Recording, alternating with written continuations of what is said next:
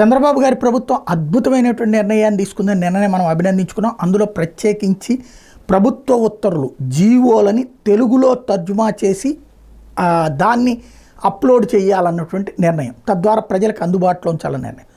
ఇదే విధానాన్ని న్యాయశాఖ కూడా అమలు చేస్తే బాగుంటుంది. నేను అనేక సార్లు ప్రస్తావించాను, తెలుగు బాగుపడాలంటే నార్త్ ఇండియాలో హిందీలోనే ఆర్గ్యుమెంట్ జరుగుతాయి, కింద కోర్టుల నుంచి పై కోర్టుల దాకా.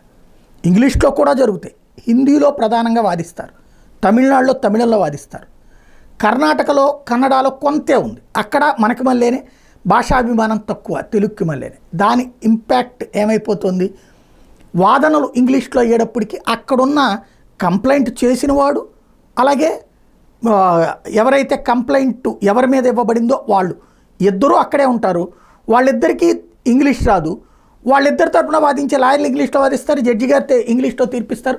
ఫైనల్గా ఎన్ని వాళ్ళతో తెలుగులో ట్రాన్స్లేట్ చేయించుకోవాలి. ఎందుకది?